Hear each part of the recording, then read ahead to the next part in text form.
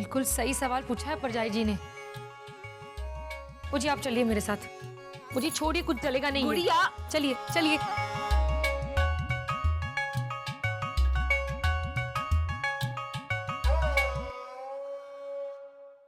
देखिए परजाई, ये जगह कितनी पावन लगती है और आप तो इसकी पवित्रता का एहसास मुझसे पहले से करते आए हो, तो आप इसे बुलाने का मन कैसे कर बैठे?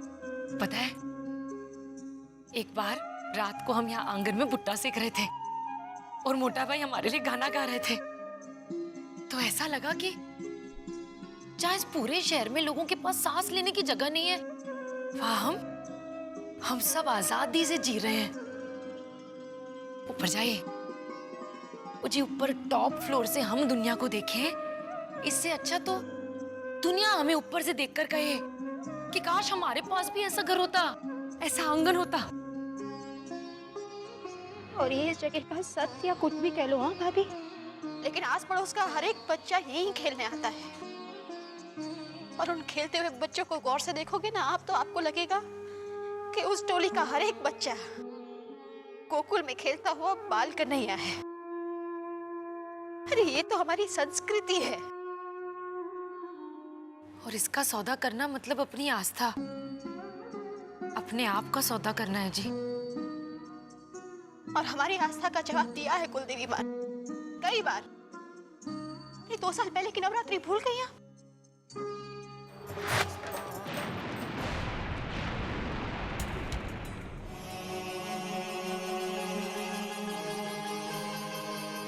कुलदेवी माँ प्रकट हुई है।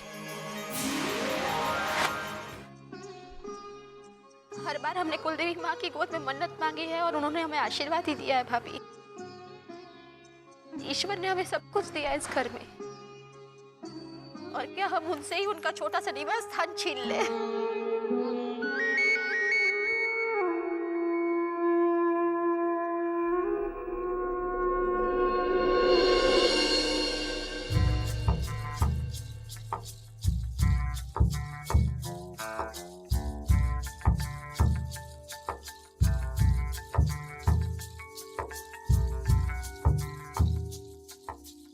किसका फोन है? आप ऐसे अचानक क्यों आ गए? कुछ नहीं, वो तुम लोग जरा सीरियस बातें कर रहे थे तो मैं इस तरफ आ गया। जाओ तुम जाओ।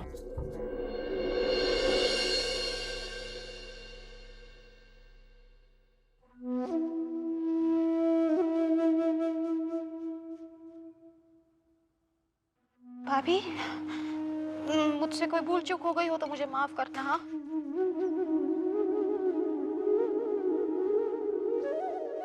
बालकनी, टेरेस, इंपोर्टेड बाथरूम और ये लकड़ी की जमीन वाला चमचमाता बड़ा सा हॉल, ये तो किसी के भी पास होगा भाभी, लेकिन ये किसी के पास नहीं है। और इसका सौदा करने के लिए अगर माँ ने प्रवीण भाई को थोड़ा सा डांट दिया है तो मेरे हिसाब से बहुत कम किया है। मुझे माफ करना। हाँ भाभी।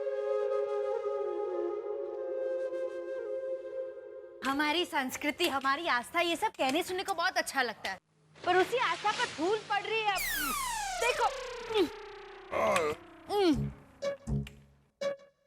अरे तुम लोग, मैंने कहा था ना, यहाँ क्यों पढ़ रहे हो? थोड़े दिन यहाँ धूल धूल होगी। जाओ अपने कमरे में जाओ, कमरे में जाके पढ़ो बच्चों। जाओ जाओ। अब कमरे में ही पढ़ना होगा क्योंकि अब आजू बाजू के सभी बंगले टूटने वाले हैं। और कुछ लोगों का इस घर से विश्वास अभी से टूट गया है। वाह, पहले आप देखिए तो सही, आसपास बड़ी बड़ी बिल्डिंग्स बन रही है तो क्या हो रहा है? मोटा भाई के कमरे के खिड़की के सामने एक बड़ी बिल्डिंग बन गई है तो उनके कमरे में दिन की रोशनी आना बंद हो गई है। धीरे धीरे आंगन का भी यही हाल होगा। बच्चों को दिन में लाइट्स जला के नाइट क्रिकेट खेलना पड़ेगा। प्रवीण ने सबके कान भरना शुरू कर दिया है। उस बात का इससे क्या लेना देना? प्रवीण भाई ने अपने स्वार्थ के लिए थोड़ी ना कहा है, हम सबकी भलाई के लिए कहा है ताकि हमारा लाइफस्टाइल अच्छा हो सके। और तू भी इसकी तरफदारी कर रहा है?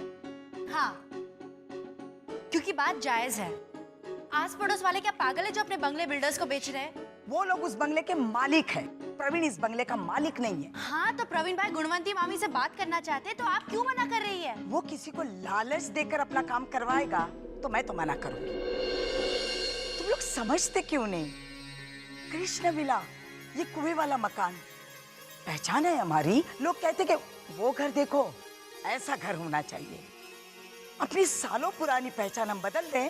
पुरानी यादें मिट जाए इस डर से हम अपने आने वाले ब्राइट फ्यूचर से मुंह मोड़ ले। वाह, ये सब आप मानती होगी, हम सब नहीं मानते।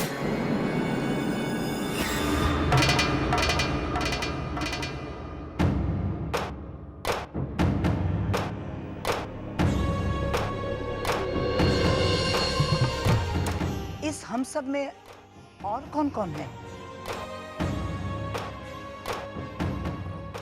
बाप छोड़िए ना। नहीं नहीं, मुझे जानना है इस हम सब में और कौन कौन है। सुबोध, तू इसकी बात से सहमत है? बा मैं पूरी तरह से सहमत तो नहीं हूँ। पूरी तरह नहीं हो पर कहीं तो आप सहमत हो ना? सुबोध, बा वो बाजू वाले मेहता की नई बिल्डिंग का प्रपोज प्लान देखा था मैंने। उसकी लुक और बिल्डर जो एमिनिटीज दे रहा है वो दोनों ही बहुत अच्छी है। सुना? हाँ सुना। तो प्लान भी देखकर आ गए? हाँ, वो प्रवीण भाई ने कहा था कि मेहता की नई बिल्डिंग का प्लान देख लेना। मैं उधर से गुजर रहा था तो मैंने। प्रवीण को मुझे फिर से सॉरी कहना पड़ेगा उसे नॉन डायनामिक कहने के लिए। मैं तो भूल ही गई थी कि वो तो सबसे डायनामिक है। एक एक करके सबके कान भर रहा है, एक बड़ी फौज खड़ी कर रहा है वो। लेकिन मैं सबसे कह देती हूं, मेरे जीते जी ये घर तो मैं नहीं तोड़ने दूंगी। बस, कोई बहस नहीं करेगा, और जो बहस करेगा वो सचमुच घर के बाहर जाएगा। मैं तो वैसे भी जाऊंगी बिरजू के साथ शादी करके, और थैंक गॉड कि मैं जा रही हूँ। सुबोध भाई, आप सब रहना यहाँ धूल खाते खाते।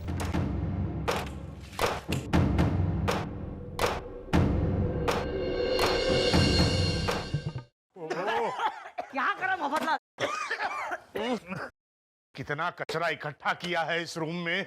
हाँ, तो दिवाली के दिनों में साल में एक बार सफाई करेंगे तो कचरा कूड़ा होगा ही। हर 2 महीने में एक बार सफाई करनी चाहिए। हाँ करो करो, सब रूम की सफाई करो तो मेरी सारी पुरानी चीज मिल जाएगी। मुझको लूडो मिला है माल, ये देख। हाँ, अच्छा है। पता है तुझे हेमल, आजकल ये जो नई बिल्डिंग बनती है ना, उसमें कपड़े सुखाने के लिए ड्राइंग यार्ड भी देते हैं और एक छोटा सा स्टोर रूम भी देते हैं। ये जो हमारे घर में कचरा यहाँ वहाँ पड़ा रहता ना, वो हम स्टोर रूम में रख सकते हैं। लेकिन तेरे दिमाग में जो कचरा इकट्ठा हुआ है उसका क्या करेंगे प्रवीण? प्रवीण भाई, वो मुझको दे देना, उसमें से भी मेरी कोई पुरानी चीज मिल जाएगी। मेरी एक वीडियो गेम है ना, वो अभी तक नहीं मिल रही है। तेरी वीडियो गेम इसके दिमाग के कचरे में नहीं मिलेगी गट्टू, क्योंकि प्रवीण के दिमाग में कुछ और ही गेम चल रही है। क्या क्या क्या क्या बोलिए ना। तू इस तरह चढ़कर मुझ पर आएगा तो मैं डर नहीं जाऊंगा प्रवीण। आपको डरा नहीं रहा हूँ मोटा भाई, सिर्फ पूछ रहा हूँ क्या गेम्स चल रही है मेरे दिमाग में। यही हमारा घर हथियाने की बात। इतना समझ ले प्रवीण, ये घर मामी का है। वही तो, घर मामी का है तो बा क्यों लड़ रही है इस घर के लिए?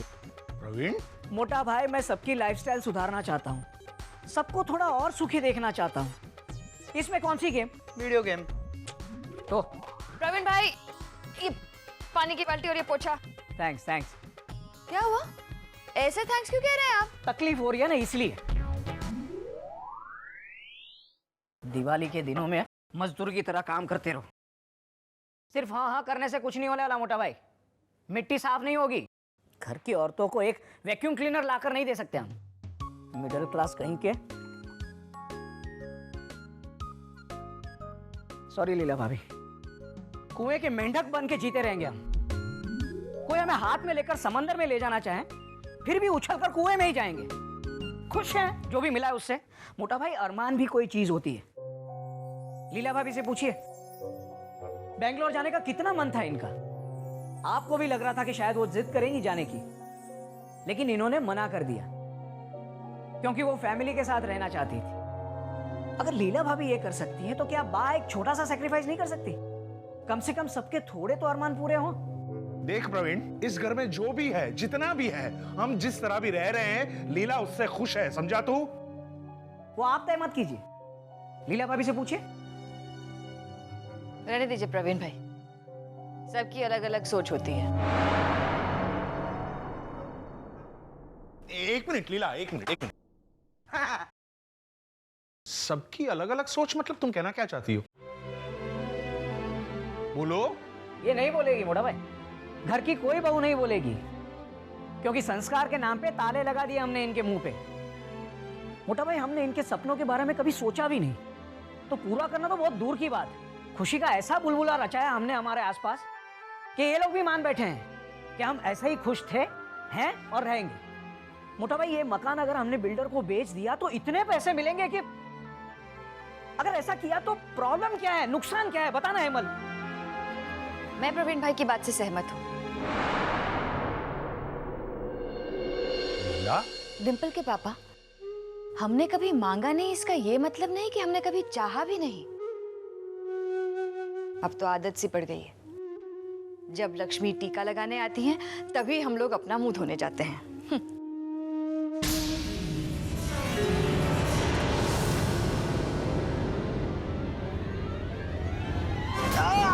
हेमल,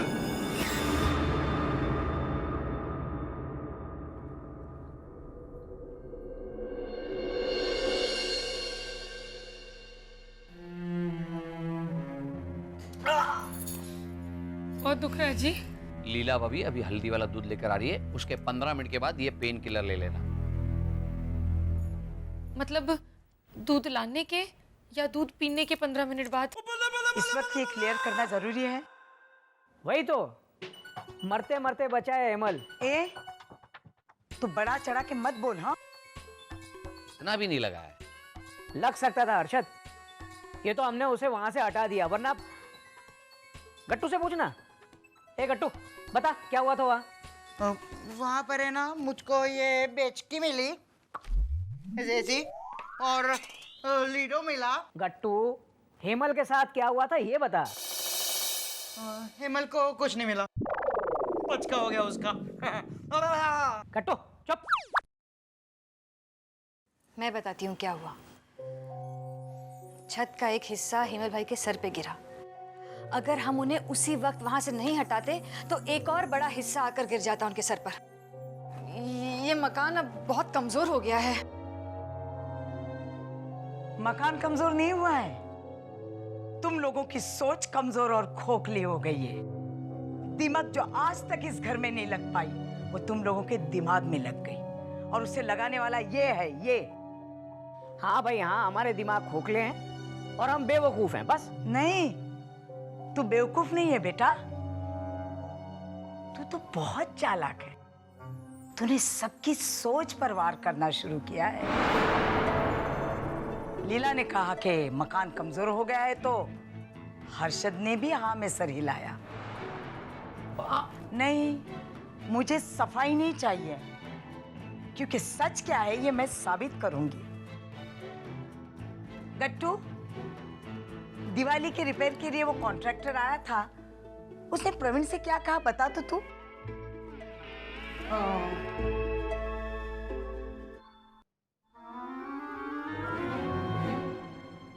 बात को कहां से कहां ले जा रही हैं? चुप। तूने जो कहलवाया मैंने सुना ना, अब मेरी बारी है। गट्टू बता। मैं बताऊं? अच्छा अच्छा, प्रवीण भाई, वो कॉन्ट्रैक्टर आया था, तभी आप उसको रूम में लेके गए थे और उसके साथ ऐसे ऐसे बात कर रहे थे। मैं अलमारी में छुपा था ना, डब्बा स्पाइस खेलते खेलते, आपको मालूम नहीं था? याद आया?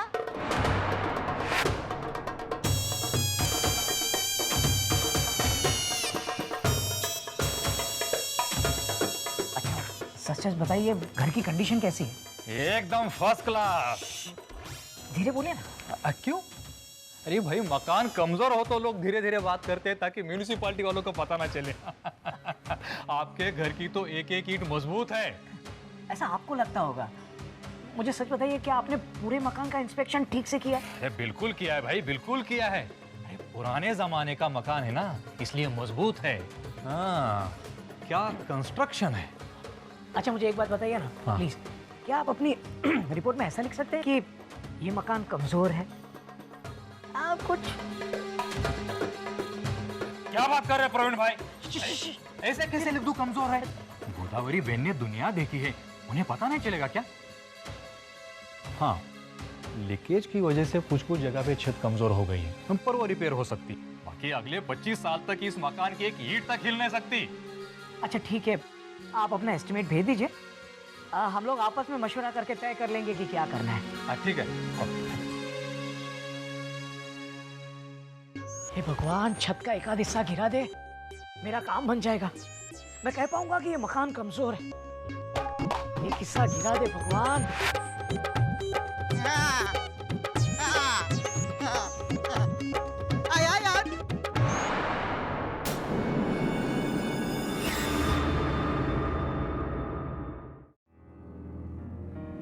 गट्टू कुछ भी बोल रहा है बाप। गट्टू तो झूठ मत बोला। प्रवीण, उस कॉन्ट्रैक्टर का फोन मुझे आया था, कह रहा था कि उसने तुझे एस्टिमेट दिया है पर तू कुछ जवाब नहीं दे रहा है। प्रवीण भाई, ये बहुत गलत किया आपने। हेमल को कुछ हो जाता तो? हेमल की जान चली जाती तो घर वालों की जान के साथ कॉम्प्रोमाइज करने लग गए। मुझे इतना भी क्या स्वार्थ। गुड़िया, उनको पता था क्या छत मेरे सर पे गिरेगी? पता होता तो भी इसे किसी की परवाह नहीं है। कोई मरता है तो मरे, मेरी मुराद पूरी होनी चाहिए। अरे आपने इतना तो सोचा होता कि ये छत आपके सर पे भी गिर सकती थी।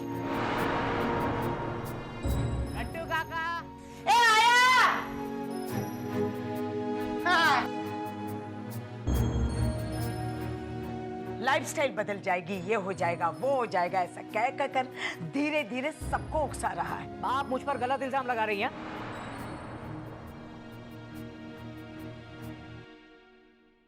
गलत इल्जाम लगा रही हूँ? लीला के मन में तूने ये बात नहीं भरी कि वो असंतुष्ट है? वाह, सुबोध बेबी को अपनी तरफ करने की कोशिश नहीं की?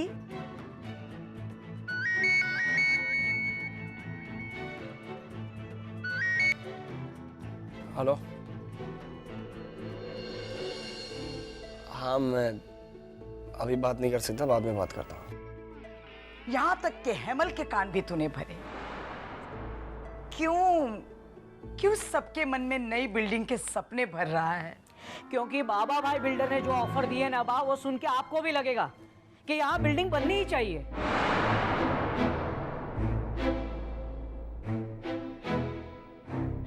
बा, वो हमें 4000 स्क्वायर फीट का घर विद टेरेस, नीचे पार्किंग प्लेस, गुणवंती मामी को 3 करोड़ रुपए और हमें 2 करोड़ रुपए देने के लिए तैयार है बा।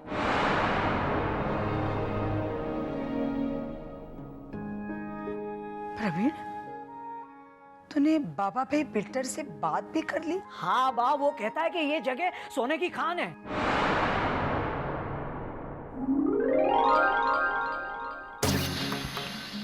प्रवीण, चल निकल इस घर से। अपना सामान पैक कर और अभी के अभी निकल। वाह, बस।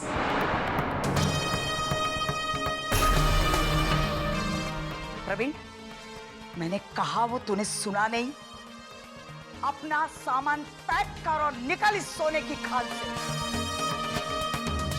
जो इस घर की इज्जत नहीं करता, उसके लिए इस घर में कोई जगह नहीं। अरे पर get out, get out, get out, get out.